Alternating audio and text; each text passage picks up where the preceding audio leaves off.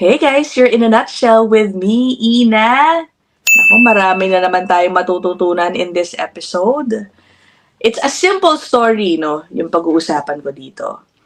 Pero ang daming nating takeaway. Okay? Kabilang na dyan, finally, masasagot natin in this episode ang matagal nang pinag-iisipan, pinagbumuni-munihan ng ilan na kung ang Canada ba talaga o ang IRCC, talagang nag-e-effort kontakin ang inyong employment reference, no? 'Di ba kapag nag-a-apply po tayo halimbawa ng work permit, hihingin ka ng employment background, saka ba nagtrabaho dati? O, bigyan mo ko ng contact information, telephone number, email, kung saan ko pwede tawagan yang iyong former employer. 'Di ba? Ang tanong lagi, talaga bang mag-e-effort pa ang IRCC tumawag, gumastos, makipag-usap sa isang taong nasa ibang bansa para lang i-verify ang employment information mo? O, sasagutin ko na, opo. Okay, opo. At least based on this court decision, yan, nakahanap na naman ako ng isa na isi-share ko muli sa inyo. Okay? O, sige, puntahan na natin. Again, no, simple lang talaga yung storya nito.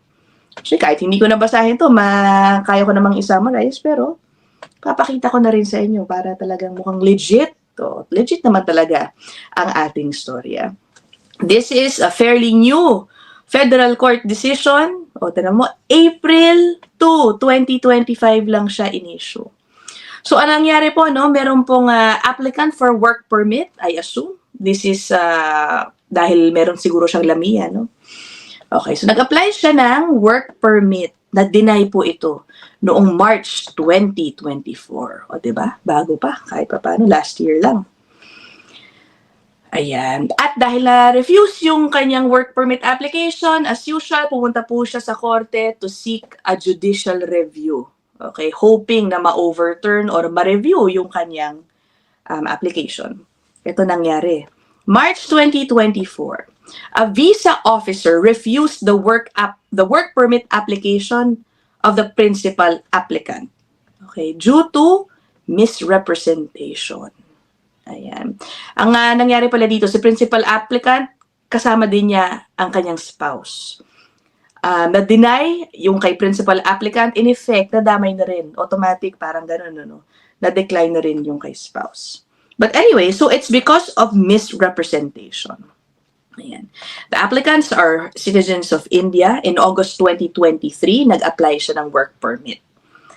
Ayan. His application was partially premised on his work experience at a cafe in India. Ito na. However, nagkaroon ng verification call ang IRCC. And an individual who stated na siya daw ang may-ari noong cafe twice confirmed that nobody by the principal applicant's name worked at the business. Naku. Ayan, hindi siguro inasahan ng tawag at nang tanungin, "Oy, si ano ba dyan nagtatrabaho? May kilala ka bang ganito?" Wala daw, wala. Naku. And that is basically the main reason why his work permit was refused. Oh. Pero pinagbigyan siya ng officer, ha? Binigyan ng pagkakataong magpaliwanag. Nag-issue po ng tinatawag na Procedural Fairness Letter or PFL doon sa principal applicant.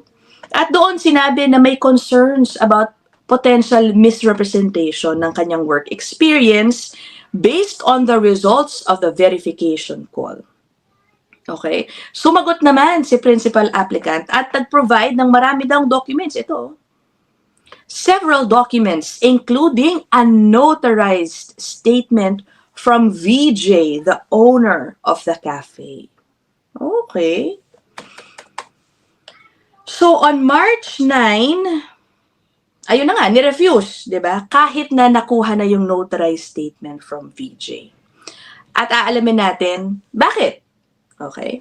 Ang ending, guys, dininay din o dinismiss ang petition for judicial review noong applicant. Diba? Itong court, diba?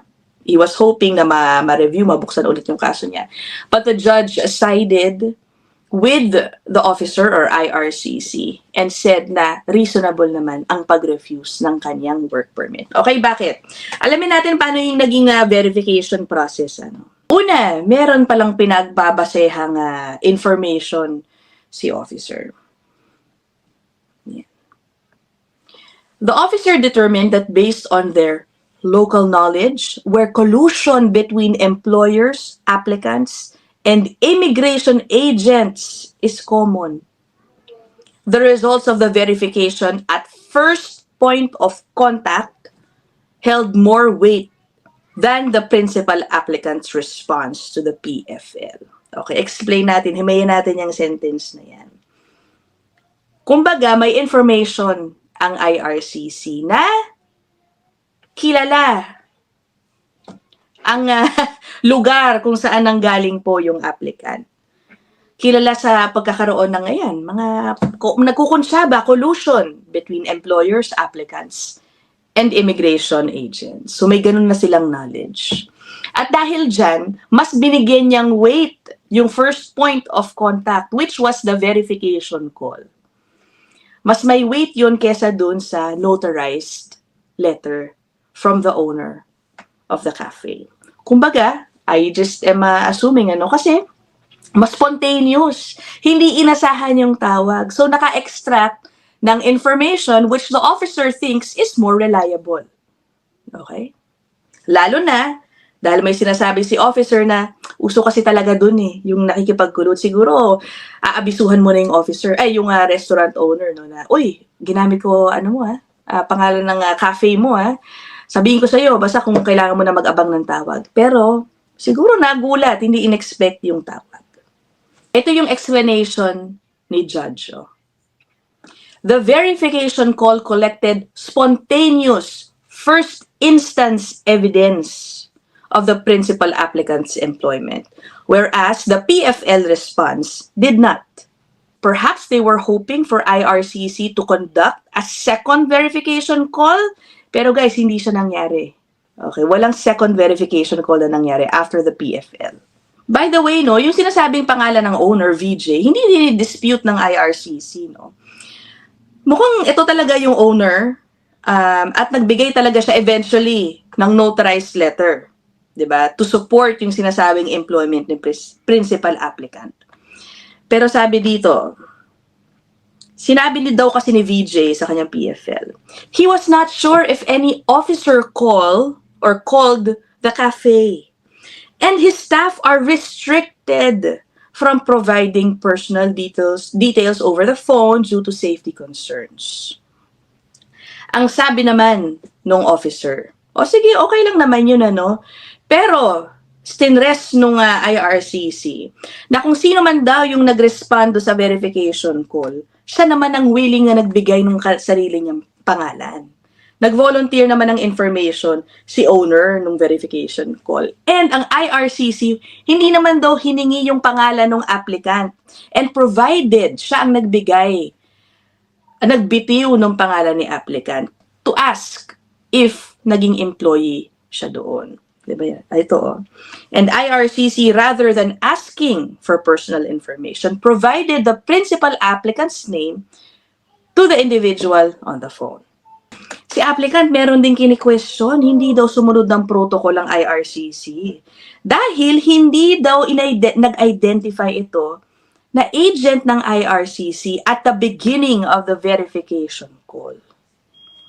Isa yung malaking takeaway, Kapag nag-verification check, maaari palang hindi magpakilala agad na IRCC ang nagtatanong tungkol sa isang employee. Diba?